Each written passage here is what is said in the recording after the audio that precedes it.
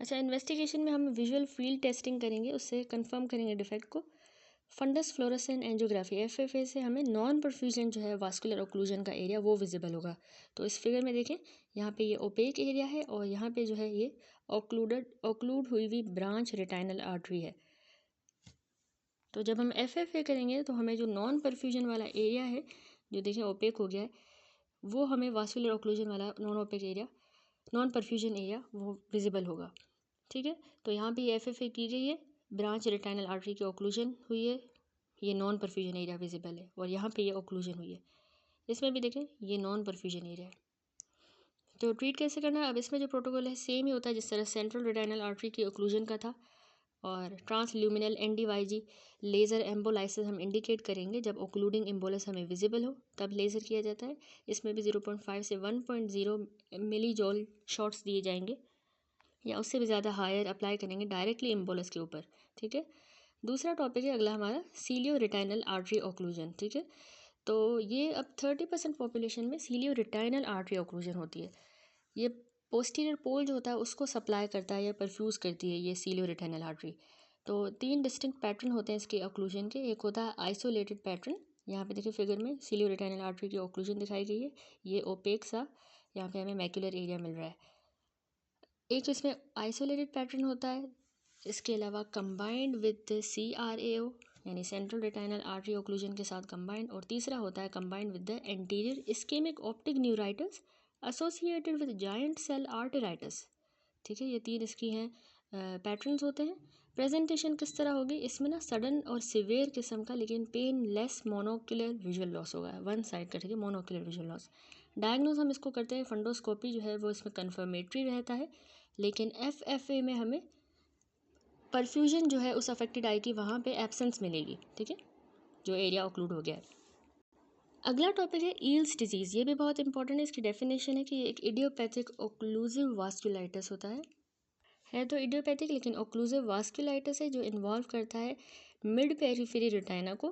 Characterise हुआ है कि इसमें ना रेटाइनल वीनस इन्फ्लामेशन होगी, वास्कुलर ओक्लूजन और सब्सिक्वेंट रेटाइनल नियोवास्कुलराइजेशन हो जाएगी वहाँ पे विथ रिकरेंट विट्रस हेमरेज। नियोवास्कुलराइजेशन हो रही है तो विट्रस हेमरेजेस भी होंगे। ठीक है, याद रखिएगा, है ये वास्कुलाइटिस इडियोपैथिक ओक्लूसिव वास्कुलाइटिस जिसमें मिड पेरिफेरी रेटाइना में retinal venous inflammation, vascular occlusion, neovascularization और फिर विट्रस हेमरेज हो रहा है। इसको ईल्स डिजीज़ कहेंगे। एटियोलॉजी क्या है, किस तरह से होता है, इसमें कोई भी डेफिनेटिव कॉज नहीं है ईल्स डिजीज़ का, अभी तक नहीं फाउंड हुआ। फॉलोइंग सिस्टेमिक डिजीज़ जो है उसमें एसोसिएशन होती है विद ईल्स डिजीज़। एक तो टीबी के साथ ही होता है, ट्यूबरक्लोसिस, ट्यूबरक्यूलो प्रोटीन के साथ जब हाइपर सेंसिटिविटी हो, या फिर कोई हेमाटोलॉजिकल किसी को एबनॉर्मलिटी हो तो उसके साथ भी उनको ईल्स डिजीज़ होती है। क्लिनिकल फीचर इस तरह होते हैं, ये ज़्यादातर यंग इंडिविजुअल्स में जो 30 से 40 के दरमियान के एज के होते हैं उनको होती है। फ्रीक्वेंटली मेल्स को ज़्यादा अफेक्ट करती है 80 to 90%, और यूनिलेटरल भी हो सकती है या बायलेटरल, 90% केसेस बायलेटरल होते हैं। ठीक है, दोनों साइड्स पे। तो ईल्स डिजीज़ में याद रखिएगा सिम्टम्स में फ्लोटर्स। ठीक है, फ्लोटर्स जो है या सडन ब्लरिंग ऑफ विजन जो है पेशेंट को सिम्टम होगा क्योंकि उसमें विट्रस में हेमरेज हो रहा है। रिकरेंट अटैक होंगे विट्रस फ्लोटर्स के, और बर्निंग ऑफ विजन होती है क्योंकि इसमें विट्रस में हेमरेज हो रहा है, और यही जो है ना इसमें याद रखिएगा हॉलमार्क है। ठीक है, बार बार उसको विट्रस फ्लोटर्स की कंप्लेन होगी और उसको ब्लरिंग ऑफ विजन जो है ये कंप्लेन होगी क्योंकि blurring of vision vitreous haemorrhage की वजह से। ठीक है, हॉलमार्क यही है इस डिजीज़ का। तो साइंस अब इसमें क्या मिलेंगे हमें माइल्ड एंटीरियर यूवियाइटिस याद रखिएगा ईल्स डिजीज़ में प्रेजेंट मिलेगा। ठीक है, प्रेजेंट होगा माइल्ड सा एंटीरियर यूवियाइटिस। फंडस की जब हम एग्जामिनेशन करेंगे ना तो उसमें जो फाइंडिंग्स है वो डिपेंड करती हैं स्टेज ऑफ डिजीज़ कौन सा है, तो वो टिपिकली रिकॉग्नाइज होती है फॉलोइंग स्टेजेस में। एक होता है इन्फ्लामेटरी स्टेज। ठीक है, फंडस में तो इसमें क्या होता है, लोकलाइज सा एरिया होता है पेरिफेरल पेरीफ्लेबाइटिस का, विथ वास्कुलर शीथिंग हो जाएगी उसके ऊपर, और पेरीवास्कुलर एक्सुडेड एंड सुपरफिशियल रेटाइनल हेमरेजेस। तो यहाँ पे फिगर देखें, यहाँ पे रेटाइनल हेमरेजेस हैं, सुपरफिशियल इन्फ्लामेशन का स्टेज है। तो इस डिजीज़ का रेटाइनल हेमरेजेस हैं, ये पेरीफ्लेबाइटिस हो गई है शीथिंग के साथ ही, ऊपर एक शीथ आ गई है, और ये पेरीवास्कुलर एक्सुडेड फॉर्मेशन भी हमें मिल रही है। ठीक है, दूसरा होता है इस्केमिक स्टेज। इस्केमिक स्टेज में क्या होता है, इस्केमिया है तो जाहिर सी बात है पेरिफेरल रेटाइनल नॉन परफ्यूजन होगी। ठीक है, विथ माइक्रो एन्यूरिज्म फॉर्मेशन, टॉर्चुअसिटी भी होगी, आर्टियो वीनस शंट और वाइड स्प्रेड रेटाइनल हेमरेजेस मिलेंगे हमें।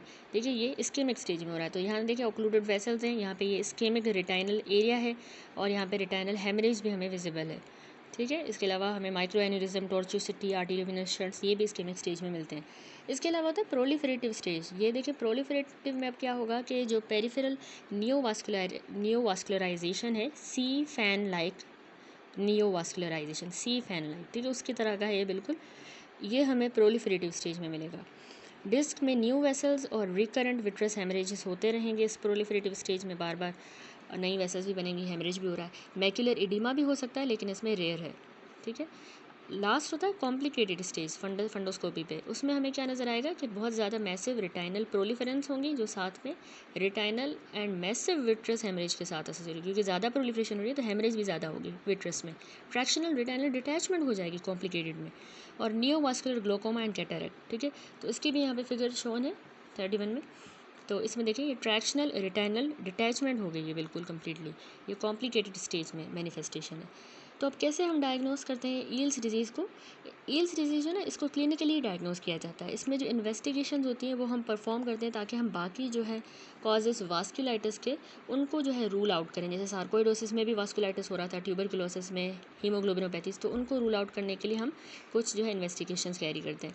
FFA किया जाता है ताकि हम वास्कुलर लीकेज जो है उसको एक्टिव इन्फ्लामेशन में डिटेक्ट कर लें FFA के थ्रू। फ्लोरेसेंस एंजियोग्राफी फंडस और अल्ट्रासोनोग्राफी भी किया जाता है ताकि रिटाइनल डिटैचमेंट को डिटेक्ट किया जाए जब विट्रस हेमरेज जो है वो ऑब्सक्योर कर दे व्यू ऑफ द फंडस, ठीक है। फंडस का व्यू जब ऑब्सक्योर हो रहा है विट्रस हेमरेज की वजह से। अच्छा, अल्ट्रासोनोग्राफी में याद रखिएगा कि हमें रिटाइनल डिटैचमेंट जो है उसकी डिटेक्शन के लिए हम कर रहे हैं जब विट्रस हेमरेज जो है वो फंडस का व्यू ऑब्सक्योर कर रहा है, तो हमें नज़र नहीं आ रहा फंडस, तो इसलिए हम अल्ट्रासोनोग्राफी करते हैं, ठीक है, ताकि रिटाइनल डिटैचमेंट का पता चले। और ऑप्टिकल कोहेरेंस टोमोग्राफी की जाती है ताकि हम मैक्यूलर इडीमा को डिटेक्ट करें, तो उसके लिए हम OCT करते हैं। देन आता है उसके बाद ट्रीटमेंट। तो ऑब्जेक्ट ऑफ ट्रीटमेंट इसमें क्या होता है ईल्स डिजीज़ में कि हमें जो है रिटाइनल इसमें पेरीवास्कुलाइटिस हो रही है तो उसको रिड्यूस करें। इसके अलावा विट्रस हेमरेज का रिस्क, क्योंकि बहुत ज़्यादा वेसल्स बन रही हैं, न्यू वेसल्स, तो उस हेमरेज हो रही है, उसको रिस्क को कम किया जा सके बाय रिटाइनल एब्लेशन। और सर्जिकली भी हम जो नॉन रिजोल्विंग विट्रस हेमरेज होता है उसको हम सर्जिकली रिमूव करते हैं। तो मेडिकल ट्रीटमेंट पे आ जाए। सबसे पहले मेडिकल ट्रीटमेंट ईल्स डिजीज़ का वो स्टेज जो हमने सारे डिस्कस किए उस पर डिपेंड करता है, ठीक है। तो कॉर्टिकोस्टेरॉइड नंबर 1 है कॉर्टिकोस्टेरॉइड। तो सिस्टेमिकली स्टेरॉइड्स हम मेन स्टे ऑफ थेरेपी देते हैं जब एक्टिव इन्फ्लामेशन मौजूद हो, उसमें हम 1 मिलीग्राम पर kg बॉडी वेट के हिसाब से सिस्टेमिकली स्टेरॉइड देंगे। इसके अलावा पेरी ओक्यूलर डिपॉट इंजेक्शन भी दिया जा सकता है ताकि अगर साथ में मैक्यूलर इडीमा हो गई है तो इस तरह से स्टेरॉइड दें। एंड विट्रस के अंदर इंट्राविट्रियल भी ट्राइएमसिनोलॉन यूटिलाइज़ किया जा सकता है, ठीक है, किया गया है। कॉर्टिकोस्टेरॉइड के बाद इम्यूनोसप्रेसिव थेरेपी दी जाती है ईल्स डिजीज़ में। तो ये हम जो अनरिस्पॉन्सिव पेशेंट्स होते हैं ना, और या फिर उनको अनएक्सेप्टेबल साइड इफ़ेक्ट्स होते हैं स्टेरॉइड्स के, जैसे कि एजा, तो उनके लिए हम ये इम्यूनोसप्रेसिव्स देंगे जिनको इन स्टेरॉइड से साइड इफ़ेक्ट्स या फिर हो या रिस्पॉन्स ना शो कर रहे हो, तो हम एजाथायोप्रिन, साइक्लोस्पोरिन, इस तरह के इम्यूनोसप्रेसिव थेरेपी देंगे। Number 3 anti vascular endothelial growth factor. ये जो वेसल्स ग्रो कर रही है तो हम ये anti-VEGF फैक्टर देंगे, इफेक्टिव रहता है, ये नियोवास्कुलराइजेशन को रिग्रेस करता है और माइल्ड हेमरेज को भी secondary to the Eales disease. Number 4 ATT anti tuberculous treatment. ये एडवोकेट हुआ है बाय सम अथॉरिटीज़ लेकिन ये कॉन्ट्रोवर्शियल है। ये इंडिकेट किया जाता है अलॉन्ग विथ स्टेरॉइड्स के साथ देते हैं, ठीक है, जब ट्यूबरकुलिन स्किन टेस्ट जो है या QuantiFERON gold test strongly positive आए, QuantiFERON gold test are strongly positive, तो उसमें जो है हम ये इंडिकेट करते हैं। मेडिकल के बाद सेकंड है फोटोकोएगुलेशन या क्रायोथेरेपी। ये हम तब इंडिकेट करेंगे जब हमें अब्लेट करना हो नॉन परफ्यूज्ड रेटिना को, ताकि हम जो नियोवास्कुलर स्टिमुलस है उसको रिड्यूस कर सकें, ठीक है। जहाँ पे परफ्यूजन नहीं हो रही ना रेटिना की, तो वहाँ पे ये हम फोटो कोएगुलेशन करते हैं ताकि वहाँ पे बाकी न्यू वास्कुलराइजेशन ना हो, ठीक है, उसको रिड्यूस किया जा सके। तीसरा विट्रो रेटाइनल सर्जरी की जाती है, विट्रेक्टोमी। ये हम इंडिकेट करते हैं नॉन रिजॉल्विंग विट्रस हेमरेज में, जो रिजॉल्व नहीं हो पा रहा उसमें, और जब ट्रैक्शनल रेटाइनल डिटैचमेंट हो जाती है तो उसमें विट्रेक्टोमी करते हैं, ठीक है। नेक्स्ट डिसऑर्डर आता है इस चैप्टर की, जो कि सिकल सेल रेटाइनोपैथी। डेफिनेशन यही है कि इसमें रेटाइनल चेंजेस होते हैं ये due to the retinal blood vessel damage in sickle haemoglobinopathy, ठीक है। सिकल हीमोग्लोबिनोपैथी हमने पढ़ी भी है, तो उसमें जो है रेटाइनल ब्लड वेसल डैमेज हो रही है, तो उसकी वजह से जो है रेटाइनल जो चेंजेस होंगे वो सिकल सेल रेटाइनोपैथी है। क्यों हो रही है, एटियोलॉजी क्या है? सिकल सेल डिजीज़ कॉज होती है जब एक या कॉम्बिनेशन ऑफ एबनॉर्मल हीमोग्लोबिन्स जो है वो रेड ब्लड सेल्स को कॉज करवाएंगी कि वो एडॉप्ट करें एनॉमलस शेप, ठीक है, सिकल शेप हो जाती है उनकी under the condition of hypoxia में या फिर एसिडोसिस में।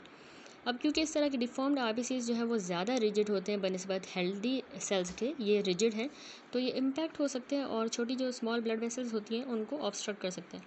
तो ये डिजीज़ कैरेक्टराइज चाहिए कि इसमें सिवियर क्रोनिक हीमोलाइटिक एनीमिया होगी पेशेंट को, और क्योंकि हीमोलाइसिस से सिकलिंग हो रही है, पीरियोडिक पोटेंशियली फैटल क्राइसिस हो जाते हैं वेजो ऑक्लूसिव डिजीज़ की वजह से, जो मोस्ट ऑर्गन्स को इन्वॉल्व करेंगे। उसके नतीजे में लिवर नेक्रोसिस भी होगी और पेनफुल सीएनएस के सिम्टम्स याद रखिएगा इसमें होंगे पेशेंट को। एंड देन ऑक्यूलर कॉम्प्लिकेशंस भी जो है यूजुअली इसमें माइल्ड होती हैं और एसिम्प्टोमेटिक होंगी। क्या होंगे ऑक्यूलर फीचर्स? सबसे पहले कंजक्टिवा जो होगी ना इसमें सिकल सेल रेटिनोपैथी में, वो हमें डार्क रेड कॉर्क स्क्रू या कोमा शेप वेसल्स दिखाएगी कंजक्टिवा, जो कि टिपिकली ट्रांजिएंट होंगी। आयरिस जब हम देखेंगे तो उसमें हमें इस्केमिक एट्रोफी के पैचेस नज़र आएंगे, इस्केमिक एट्रोफी होगी आयरिस की। हाइफीमा यानी कि ये स्पॉन्टेनियसली या माइनर ट्रॉमा की वजह से जो है हाइफीमिया हो सकता है, ठीक है, एंटीरियर चैम्बर में ब्लड एक्यूमुलेट कर जाएगा। रिटाइनल फाइंडिंग्स में हमें उसको हम क्लासीफाई करते हैं, जो रिटाइना में फाइंडिंग्स मिलेंगी नॉन प्रोलिफरेटिव और प्रोलिफरेटिव फाइंडिंग में। तो सिकल सेल रेटिनोपैथी में जो नॉन प्रोलिफरेटिव चेंजेस हैं उसमें एक तो वीनस टॉर्चोसिटी, यहाँ पे फिगर देखिए ये दिखाया गया वीनस टॉर्चोसिटी हो गई, ये one of the first sign होता है सिकलिंग का, याद रखिएगा। सबसे पहला due to the peripheral arteriovenous shunts की वजह से, ठीक है, शंट फॉर्मेशन हुई जिसकी वजह से ये टॉर्चोसिटी हुई है। दूसरा नॉन प्रोलिफरेटिव में हमें सिल्वर वायरिंग आर्टीरियोल्स नज़र आएंगे, ठीक है, पेरिफेरल रेटिना में, जो कि ओक्लूडेड वेसल को ही रिप्रेजेंट करते हैं, सिल्वर वायरिंग आर्टरीज नज़र आएंगी। नंबर थर्ड सैल्मॉन पैचेस, यहाँ पे फिगर देखिए, सैल्मॉन पैचेस क्या होते हैं? ये ऑरेंज रेड सुपरफिशियल या फिर रेटिना के अंदर इंट्रा रेटिनल हेमरेजेस होते हैं इक्वेटर पे, जो कि वास्कुलर ओक्लूजन की वजह से हुए हैं, ठीक है, सैल्मॉन पैचेस। ब्लैक सनबर्स्ट, ये क्या है? Black sunburst sign retinal proliferative, non proliferative changes में ये भी होगा ब्लैक सनबर्स्ट। इसमें क्या होता है? ये पैचेस होते हैं पेरिफेरल रेटिनल पिगमेंट एपिथेलियम के हाइपरप्लेजिया हो गया है, तो हमें ब्लैक सनबर्स्ट मिलता है इस तरह का। और नंबर 5 इसमें हमें जो है मैक्यूलर डिप्रेशन साइन याद रखिएगा, इंपॉर्टेंट है मैक्यूलर डिप्रेशन साइन। फिगर नहीं बनी हुई, ये एक ओवल डिप्रेशन होता है ब्राइट सेंट्रल मैक्यूलर रिफ्लेक्स का, ठीक है, ओवल सा डिप्रेशन होगा। क्यों होता है? क्योंकि जो है ना एट्रोफी भी हो गई है और सेंसरी रेटिना थिन भी हो गया है, आर्टीरियोल ओक्लूड हुआ है ना इसमें, तो उसकी वजह से थिनिंग हो गई है सेंसरी रेटिना की और एट्रोफी हुई है, उसकी वजह से हमें जो है मैक्यूलर रिफ्लेक्स जो है सेंट्रल मैक्यूलर रिफ्लेक्स, वहाँ पे Oval depression of bright colour का सेंट्रल मैक्यूलर रिफ्लेक्स मिलेगा, उसको हम कहते हैं मैक्यूलर डिप्रेशन साइन। तो नॉन प्रोलिफरेटिव के बाद हमने कहा रेटिना में प्रोलिफरेटिव चेंजेस होंगे सिकल रेटिनोपैथी में। तो प्रोलिफरेटिव में देखिए जो डेवलपमेंट है प्रोलिफरेटिव रेटिनोपैथी की ज़्यादातर इंसीडियसली होती है, कोई भी सिम्टम नहीं होता अनलेस के विट्रस में हेमरेज हो जाए या फिर रेटिना की डिटैचमेंट नहीं हो जाती, तो वैसे कोई भी सिम्टम नहीं होता इसके अलावा। तो गोल्डबर्ग स्टेजिंग की गई है प्रोलिफरेटिव रेटिनोपैथी की, इसमें 5 स्टेजेस हैं, स्टेज 1 2 3 4 5। तो याद रखिएगा जो 1 स्टेज होता है उसमें हमें पेरिफेरल आर्टरी की ओक्लूजन हो जाती है, मिलती है, और इस्कीमिया होगा, ये 1 स्टेज है, ठीक है, गोल्डबर्ग स्टेजिंग का। सेकंड स्टेज में जो है ना अब आर्टीरियो वीनस अनास्टोमोसिस होना शुरू हो जाएगी, इसमें फिगर में भी शोन है। थर्ड स्टेज में नियोवास्कुलर सी फैन जो कन्फिगरेशन अभी हमने पहले भी देखी, सी फैन नियोवास्कुलराइजेशन यहाँ पे देखें विजिबल है, इस तरह की पैटर्न की स्टेज 3 में हमें नियोवास्कुलराइजेशन मिलेगी, नियोवास्कुलर प्रोलिफरेशन, ठीक है। उसके अलावा फोर्थ स्टेज में याद रखिएगा कि विट्रस में हेमरेज हो जाएगा, इन्हीं नियो वेसल्स की वजह से हेमरेज फोर्थ स्टेज कहलाएगा। और फिफ्थ स्टेज में बहुत ज़्यादा extensive fibrovascular proliferative and retinal detachment होगी, ठीक है, ये 5 स्टेजेस हैं। तो सिकल सेल रेटिनोपैथी को कैसे ट्रीट किया जाता है? एक तो सबसे पहले ऑब्जर्वेशन, कोई भी ट्रीटमेंट नहीं रिक्वायर्ड होता स्मॉल पेरिफेरल लीजन्स के लिए। दूसरा हम लेज़र या क्रायोथेरेपी करते हैं, अब्लेशन करते हैं हम पेरिफेरल नॉन परफ्यूज रेटिना की, जहाँ पे परफ्यूजन नहीं हो रही, ताकि वहाँ पे फिर दोबारा न्यू वेसल्स की ग्रोथ ना हो, तो हम अब्लेशन करते हैं, ठीक है। एंटीवास्कुलर एंडोथेलियल ग्रोथ फैक्टर भी दिया जा सकता है, ताकि इस ये भी जो है इसका भी रोल हो सकता है कि ये रिग्रेस कर दे न्यू वेसल्स को। और नंबर 4 होता है विट्रो रेटिनल सर्जरी, ये रिक्वायर्ड होती है जो परसिस्टेंट विट्रस हेमरेज के केसेस होते हैं और या रेटिनल हेमरेज के, तो उनमें हम विट्रो रेटिनल सर्जरी करते हैं जब विट्रस में या रेटिना में हेमरेज हो गया और परसिस्टेंट है, ठीक है, दैट्स इट। उसके बाद नेक्स्ट टॉपिक है हमारा retinopathy of pre maturity, ROP इसको कहा जाता है। इसकी डेफिनेशन ये है कि ये बायलेटरल प्रोलिफरेटिव रेटिनोपैथी है, दोनों साइड पे होगी लेकिन प्रोलिफरेटिव, और प्री मेच्योर इन्फेंट्स में होती है, ठीक है, ये बहुत कॉमन है। बहुत बार आपने ये नाम सुना होगा, प्री मेच्योर इन्फेंट्स में होती है जिनका लो बर्थ वेट होता है और उनको जो है हाई ऑक्सीजन कंसनट्रेशन पे जब रखा जाता है ऑक्सीजन थेरेपी पे, तो उसकी वजह से उनकी आइज़ में जो है दोनों साइड पे बायोलेटरली प्रोलिफरेटिव रेटिनोपैथी हो जाती है, बहुत ज़्यादा ऑक्सीजन के एक्सपोजर की वजह से। ठीक है, क्योंकि वो प्री मेच्योर बॉर्न होते हैं तो उनको ऑक्सीजन थेरेपी में रखा जाता है। एपिडेमियोलॉजी, ये तकरीबन हर साल 15 मिलियन बेबीज़ जो है वो बॉर्न होते हैं प्री टर्म। ठीक है, तो नॉर्मल जेस्टेशन हमें पता है कि 37 से 42 वीक्स होती है, उससे पहले अगर बॉर्न हुआ तो प्री टर्म है 37 टू 42। हर एक जो है हर साल में अप्रोक्सीमेटली 20,000 जो है इस तरह के बेबीज़ वो ब्लाइंड हो जाते हैं इस रेटाइनोपैथी ऑफ प्री मेच्योरिटी की वजह से, ब्लाइंडनेस हो जाती है उनको। इस डिजीज़ को हम पहले जो है रेट्रो लेंटल फाइब्रोप्लेजिया कहते थे।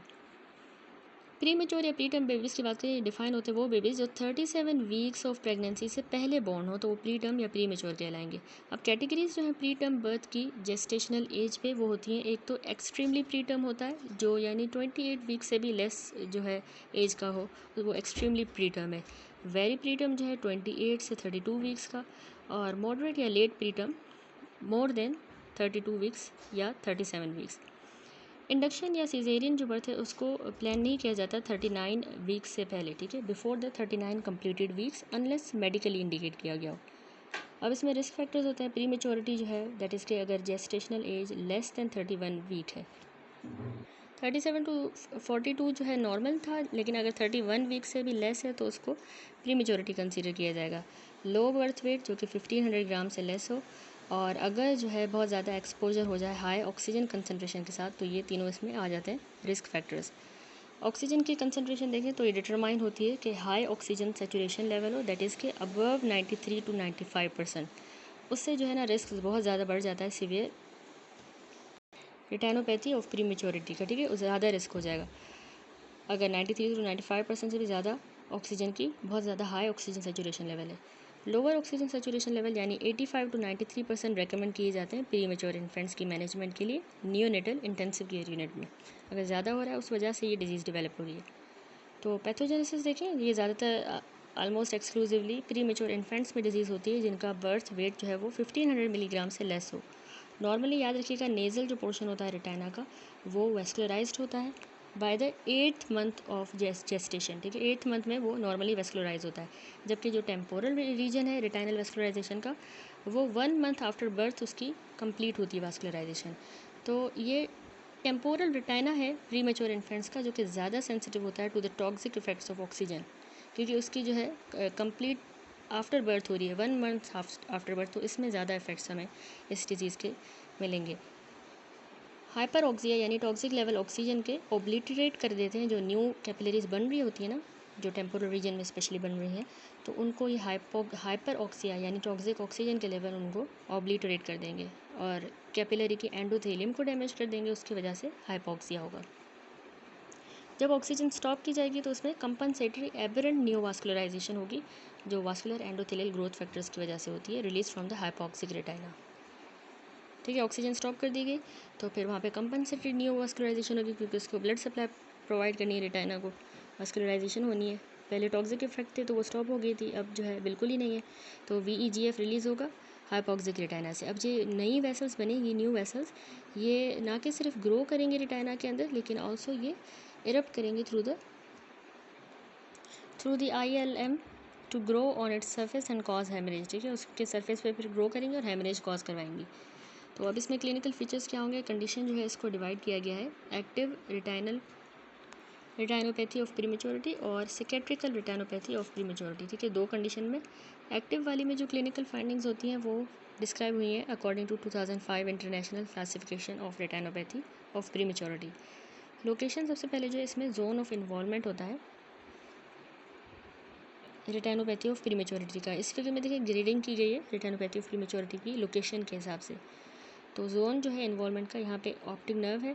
ठीक है, सबसे पहला होता है जोन 1 ऑप्टिक नर्व के अराउंड, दूसरा ये जोन 2 है, और यहाँ पे जो है रेटाइना का जोन 3। तो रेटाइना को जो है 3 कंसेंट्रिक जोन्स में डिवाइड किया गया है centred on the optic disc as shown in the figure. Zone 1 जो है यहाँ पे जो विजिबल है ये सर्कल है जो ड्रॉ किया गया है पोस्टीरियर पोल पे, रेडियस जिसका जो है ट्वाइस है from the distance from the disc to the centre of the macula. ठीक है, डिस्क से लेके ऑप्टिक डिस्क से लेके जो सेंटर ऑफ मैक्यूला तक इसका ट्वाइस डिस्टेंस होता है जोन 1 का। कोई भी जो है रेटाइनोपैथी ऑफ द प्रीमेच्योरिटी अगर इस जोन में होती है तो वो यूजुअली बहुत ज़्यादा सीवियर होगी, क्योंकि इसमें large peripheral area A vascular retina कहा जाता है। ठीक है, इसमें ज़्यादा पेरिफेरल एरिया आ रहा है ए वास्कुलर रेटाइना का, तो बहुत सीवियर होगा अगर जोन 1 इन्वॉल्व होता है। जोन 2 जो है देखिए ये एक्सटेंड कर रहा है concentrically from the edge of the zone 1, और इसका जो रेडियस है एक्सटेंड कर रहा है from the centre of the disc to the nasal ora serrata तक। देन होता है जोन 3 जो residual temporal crescent anterior to zone 2 है। टेम्पोरल देखिए एक क्रीसेंट बस रह गया है एंटीरियर टू द जोन 2, ये जोन 3 कहलाता है। एक्सटेंट ऑफ इन्वॉल्वमेंट पे भी डिपेंड करता है, ये हम डिटरमाइन करते हैं by number of clock hours of retina involve. Clock hours में इसको मेजर किया जाता है, जितने clock hours of retina involve हुई है इसका मतलब है उतना ज़्यादा इसमें एक्सटेंट है। ठीक है, और लोकेशन हमने यहाँ पे जोन ऑफ इन्वॉल्वमेंट देखी। ये बात हो रही है एक्टिव रेटाइनोपैथी ऑफ प्रीमेच्योरिटी की। उसके बाद आते हैं स्टेजेस। तो एबनॉर्मल वास्कुलर रिस्पॉन्स जो है at the junction of vascularized posterior retina and avascular peripheral retina, दोनों के जंक्शन पे फॉलोइंग स्टेजेस जो हैं डिस्क्राइब हुए हैं वास्कुलर और ए वास्कुलर के। तो सबसे पहला होता है स्टेज 1, इस फिगर में भी शोन है, इसको डिमार्केशन लाइन कहेंगे। ये thin flat tortuous grey white line होती है जो कि नॉर्मली इस वास्कुलराइज्ड और पेरिफेरल नॉन वास्कुलराइज्ड रेटाइना के दरमियान होगी, एक डिमार्केशन लाइन हमें मिलेगी। ठीक है, ये स्टेज 1 है। देन होता है स्टेज 2 जिसमें एलिवेटेड रिज होगी, उसी डिमार्केशन लाइन वाले ही एरिया में एक एलिवेटेड पिंक रिज डेवलप हो जाएगी जो रिप्रेजेंट करती है मीजेनकाइमल शंट को joining the arterioles with the venules. देखिए यहाँ पे एक शंटिंग हो गई है जिसमें आर्टीरियोल्स वेन्यूल्स के साथ जॉइंट हो रहे हैं, मीजेनकाइमल शंट। तो ब्लड वेसल्स जो है एंटर करेंगे रिज को, और स्मॉल आइसोलेटेड नए जो है वास्कुलर टफ्ट्स भी हमें इसके पोस्टीरियरली नज़र आएंगे। तो यहाँ पे फिगर में देखिए इस एलिवेटेड रिज के बिल्कुल posteriorly isolated neo vascular Tufts visible हैं। ये हो गया स्टेज 2। देन स्टेज 3 है जिसमें एक्स्ट्रा रेटाइनल फाइब्रोवास्कुलर प्रोलिफरेशन हो रही है। नियोवास्कुलराइजेशन इतनी ज़्यादा एक्सटेंड कर गई है इसी रिज से इनटू द विट्रस कैविटी के अंदर आ गई है। अब ये नई जो वेसल्स हैं ये बहुत लीकी होती हैं, तो रेटाइनल और विट्रस हेमरेज हो जाएंगे।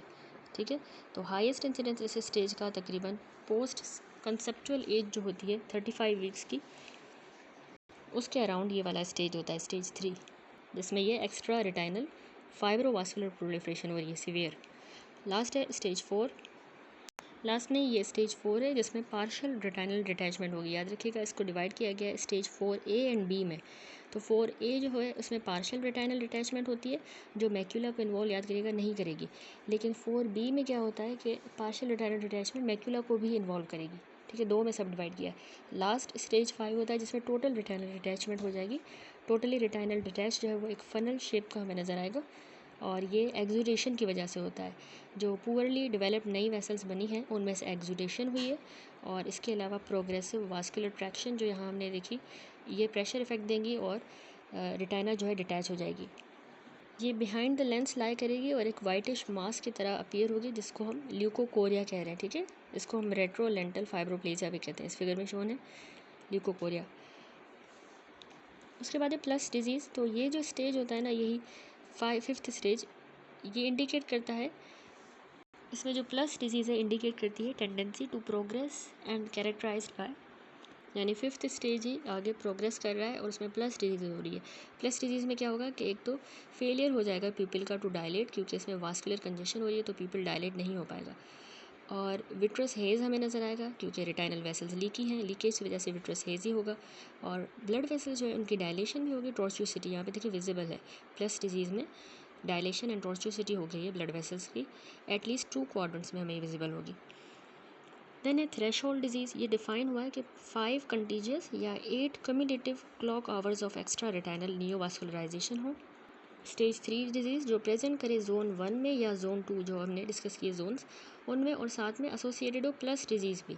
ठीक है, ठीक है, यानी एक्स्ट्रा रेटाइनल नियोवास्कुलराइजेशन हो रही है इस थ्रेशोल्ड डिजीज़ में, जो कि 5 कंटीजियस में या फिर 8 कम्यूलेटिव क्लॉक आवर्स में होगी। ये एक्स्ट्रा रेटाइनल नियोवास्कुलराइजेशन जो हमें स्टेज 3 में मिल रही थी, ये भी कह सकते हैं। तो जोन 1 और जोन 2 में होगी, साथ में जो इसमें पेशेंट को प्लस डिजीज़ भी होगी, इसको हम थ्रेशोल्ड डिजीज़ कहेंगे। तो ये इंडिकेशन होती है for the treatment. This stage needs laser या क्रायोथेरेपी की ज़रूरत होती है विदिन 72 आवर्स में, जब ये थ्रेशोल्ड डिजीज़ हो जाएगी। अब मैनेजमेंट है तो सबसे पहले स्क्रीनिंग हम करते हैं। फर्स्ट स्क्रीनिंग जो है परफॉर्म की जाती है 4 से लेकर 6 week of post natal age में सबसे पहले स्क्रीनिंग की जाएगी, या फिर between the 30 to 32 weeks post conceptional या पोस्ट मेंस्ट्रुअल। फंडस को एग्जामिन किया जाएगा फुली डायलेटेड पीपल के साथ इनडायरेक्ट ऑफ्थेल्मोस्कोप की मदद से। अब स्क्रीनिंग की इंडिकेशन क्या है? अगर इन्फेंट जो है वो बॉर्न हुआ है 30 या 32 वीक ऑफ जेस्टेशन से पहले, तो मतलब वो प्री टर्म है, तो उसके लिए हम स्क्रीनिंग करेंगे। इन्फेंट जिसका बर्थ वेट जो है वो 1500 से 200 ग्राम से के दरमियान है, ठीक है, तो उसको भी किया जाएगा। और इन्फेंट्स जो ऑक्सीजन थेरेपी से एक्सपोज किए गए हैं तो उनमें भी स्क्रीनिंग मस्ट होती है। ट्रीटमेंट गाइडलाइंस में सबसे पहले टाइप 1 एंड टाइप 2 ट्रीटमेंट है। ट्रीटमेंट जो है वो रेकमेंड हम 72 आवर्स के अंदर करते हैं। कोई भी जो रेटिनोपैथी है ऑफ प्री मेच्योरिटी किसी भी स्टेज में जो है उसमें जोन 1 जो है जब प्लस डिजीज़ के साथ एसोसिएटेड हो, उसके साथ अगर उसमें प्लस डिजीज़ है तो हम ट्रीटमेंट देंगे टाइप 1 ट्रीटमेंट। स्टेज 3 अगर किसी भी एक्सटेंट में जोन 1 के अंदर है, ठीक है, स्टेजेस पढ़े ना हमने, पहले जोन पढ़े थे, तो वो स्टेज 3 जो है वो अगर जोन 1 में मिल रहा है या हमें स्टेज 2 या 3 जोन 2 में मिल रहा है टुगेदर, साथ में प्लस डिजीज़ भी है, तो ये इन सारों में हमने टाइप 1 ट्रीटमेंट देना होता है। टाइप 2 जो है वो रिक्वायर करता है ऑब्जर्वेशन की जाएगी स्टेज 1 की या स्टेज 2 की रेटिनोपैथी ऑफ प्री मेच्योरिटी, ठीक है, रेटिनोपैथी ऑफ प्री मेच्योरिटी में अगर स्टेज 1 या स्टेज 2 है, वो भी जोन 1 के अंदर, दोनों स्टेजेस हो सकते हैं, तो बिना किसी प्लस डिजीज़ के तो उसको हम ऑब्ज़र्व करेंगे, ठीक है, ये टाइप 2 ट्रीटमेंट है। या फिर अगर स्टेज 3 है लेकिन जोन 2 में, ठीक है, ये थोड़ी सी याद करने वाली चीज़ें, और इसमें जो है प्लस डिजीज़ नहीं है, विदाउट प्लस डिजीज़, तो इसमें भी टाइप 2 ट्रीटमेंट दिया जाएगा। ट्रीटमेंट ऑप्शंस क्या होते हैं इसमें? सबसे पहले लेज़र फोटोकोएगुलेशन है। लेज़र अब्लेशन की जाती है ए वास्कुलर रेटिना की। ये इफ़ेक्टिव होती है जब आरओपी जो है वो 3rd स्टेज में हो, तो हम लेज़र करते हैं। तो लेज़र जो है उसने रिप्लेस कर दिया है क्रायोथेरेपी को। इसके अलावा anti vascular endothelial growth factor जो है विट्रस के अंदर देंगे थेरेपी, जैसे कि बिवाकिजुमाब, ये बेटर रिस्पॉन्स शो करता है बनस्पत लेज़र थेरेपी के। तीसरा, सर्जरी की जाती है पार्स प्लेना विट्रेक्टोमी, क्योंकि इसमें ट्रैक्शनल रेटिनल डिटैचमेंट हुई है, उसके लिए हम पार्स प्लेना विट्रेक्टोमी करेंगे। तो ये तीनों इसमें ट्रीटमेंट ऑप्शंस हैं, लेज़र, एंटी-VEGF और सर्जरी।